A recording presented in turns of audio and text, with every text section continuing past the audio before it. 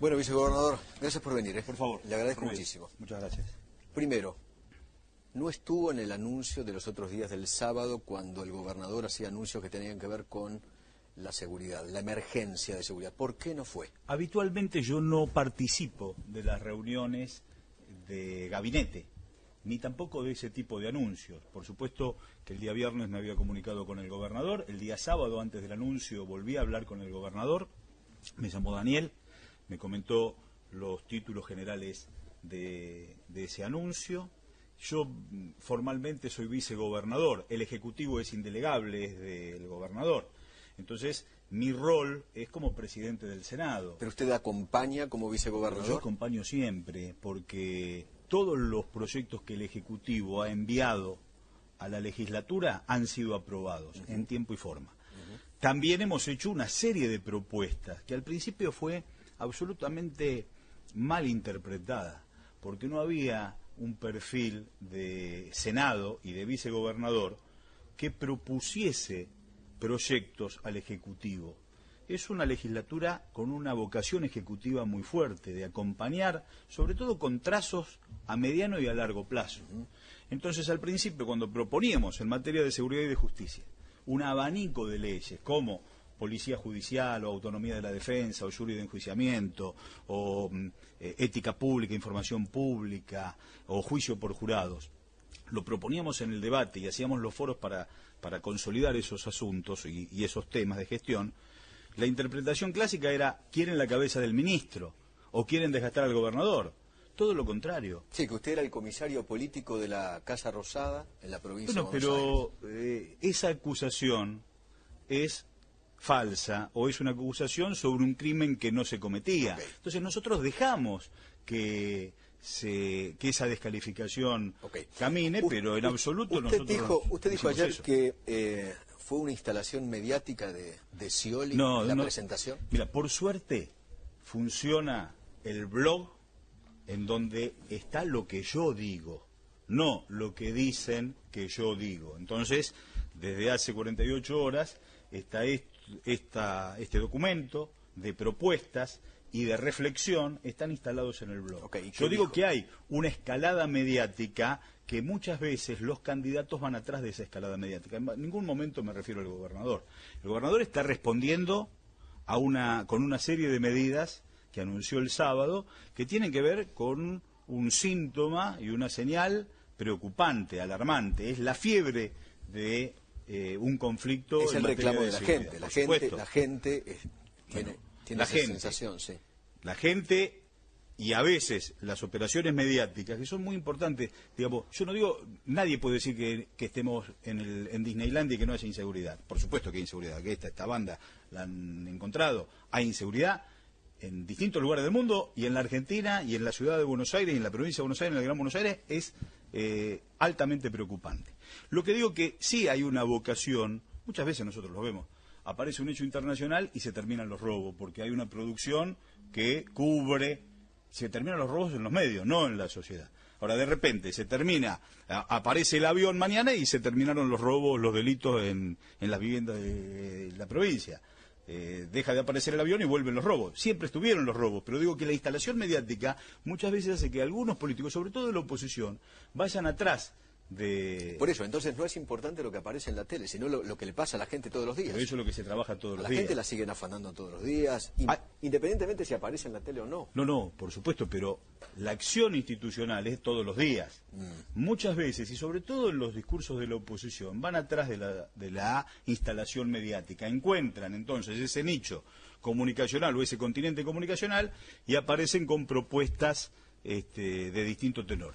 El gobernador ataca un problema con una serie de medidas, desde el ámbito de la seguridad. Y nosotros le aportamos en materia de seguridad a mediano y largo plazo algunos ejes que tienen que ver con inclusión y con equidad, pero bajo ningún aspecto decimos que lo que se anunció el sábado no hay que hacerlo. Lo que se anunció el sábado se anunció. La emergencia está declarada. En el marco de la declaración de emergencia, nosotros ponemos algunos puntos para también atacar las causas que van generando este tipo de situaciones. Que las causas no son la pobreza, las causas es la inequidad y la injusticia, que entonces, en el marco de la emergencia, le hacemos una serie de propuestas que seguramente el gobernador va a tomar de buen agrado. Muchas de las propuestas que nosotros hacemos, no es que decimos que todo lo que decimos tiene que ser, pero en materia de inclusión, por ejemplo, esto que planteaba recién el comisario Mafkin, en materia de retirados, nosotros le sugerimos y le recomendamos que Asuntos Internos intervenga junto con representantes de la comisión bicameral. El que tiene antecedentes no puede puede volver. Imagínese que estos retirados vuelvan. No es el espíritu de lo que planteó el gobernador, sino que le estamos aportando una metodología. Claro. Ahora, aportarle esa metodología, que Asuntos Internos, una comisión bicameral, los organismos de derechos humanos y la sociedad civil puedan dar cuenta del funcionario que reingresa, a ver si tiene algo que cuestionarle. Y si tiene algo que cuestionarle, que aparezca el legajo y que aparezca la transparencia y la visibilidad de la sociedad. Entonces, ¿esto me pone a mí en una situación de oposición? En absoluto. Los operadores políticos con expectativas electorales, más algunos medios de comunicación, se hacen eco de esas propuestas que en vez de tomarlas como aporte, las toman como una pulseada que no existe. Mario, hay una discusión acerca de cómo define Scioli a la seguridad y supuestamente otro sector que forma parte del gobierno y podría ser usted como vicegobernador que piensa o ve la inseguridad de otra manera. ¿Cómo define la seguridad? ¿Por qué hay inseguridad en la provincia de Buenos Aires? Bueno, se ataca la fiebre y se atacan las causas. Las medidas del sábado van directamente a la fiebre, a una situación hartamente compleja que tiene hoy la provincia. El gobernador toma cuenta de ello y toma las medidas que cree necesarias, declarando la emergencia para llevar adelante una tarea que nos ponga en una situación de combate contra el delito. Y también se atacan las causas. Permanentemente, con inclusión, con equidad, se van atacando las causas. Eso lo tomo del Papa Francisco, que habla de las políticas de seguridad no son solamente cámaras, sino que hay que hablar de inclusión y de equidad. Por eso nosotros estamos planteando, en el marco de la emergencia, la apertura de 1000 casas, estilo la casita de los pibes de La Plata, donde un grupo de ciudadanos con perfiles profesionales han formado niños o jóvenes vinculados con el delito, que no tenían salida en su barrio, y hoy son carpinteros, o son plomeros, o son panaderos, y esos niños que tuvieron problemas con la justicia, hoy son los docentes de cientos de chicos de su barrio. Entonces, tenemos la posibilidad que además de ser político también profesional y formado de la provincia de Buenos Aires, es un hombre de la Universidad de Lomas. Y a ver, ¿por qué cree usted que la sociedad, y en todos los años de opinión, piensa que hay un sector de la política que está más preocupado por los derechos de los delincuentes en las cárceles y no por los derechos, en todo caso, es víctima de hechos de inseguridad. No, pero hay que preocuparse por todos los derechos. Por supuesto que todos los derechos tienen... ¿Comparte usted que esto, digamos, que hay una mirada crítica de un sector? La mirada sesgada está en quien pretende sesgarla. Nosotros lo que queremos es que se ejerciten todos los derechos. Digamos, el otro día lo dijo la presidenta con muchísima claridad. Si la vida del ciudadano privado de la libertad adentro de la penitenciaría vale $1, ese ciudadano privado de la libertad un día egresa. Con tal de no volver a que su vida valga $1, la vida de todos nosotros vale $1. Pero a mí qué me importa que él mismo piensa que su vida valga. No, que con ese criterio él tiene toda la posibilidad de quitarme la vida a mí, a usted, a cualquiera, porque él cree. A mí qué me importa lo que él crea. El ciudadano no tiene derecho a quitarle la vida a nadie. Bueno, se le quita la vida al prójimo precisamente porque la vida de él ya no tiene valor.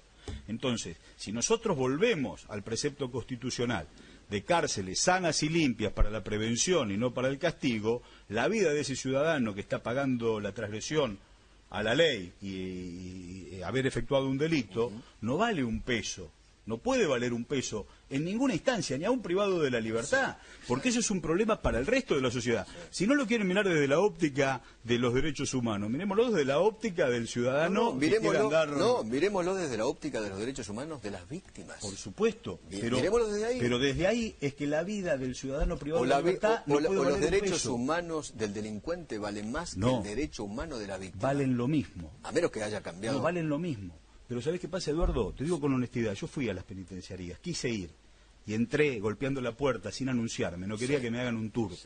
Quise ir de entrada, apenas asumí de vicegobernador. Se hizo fuertes denuncias. Llegué a San Martín, a la unidad 46, en una celda donde tendría que haber 4 privados de la libertad, había 7.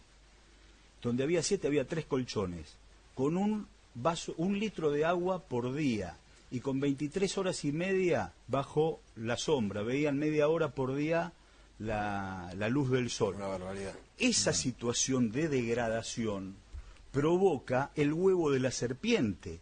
Yo no estoy diciendo que el ciudadano que está pagando una condena es un pobre muchacho. Estoy diciendo que está pagando una condena. El ciudadano privado de la libertad pierde el derecho a la libertad, no los otros derechos. Entonces, por eso nosotros proponemos, incluso en el planteo que hace Daniel, ¿Vamos cerrando? proponemos el fortalecimiento del patronato de liberados y de los centros de referencia con la finalidad de reinsertar a los externados. Porque ahí también hay un problema. Si ese ciudadano vive el nivel de degradación, no quiere volver ahí y es capaz de perder su vida, que no vale nada, y hacértela perder a vos. Tal cual. Entonces, por eso creo que la mirada es estructural y esta medida de emergencia a nosotros nos permite también abordar las causas que nos van a llevar a una sociedad más justa. Mariotto, le agradezco mucho. Gracias, Eduardo. Gracias, vicegobernador. Hacemos títulos de 6:30.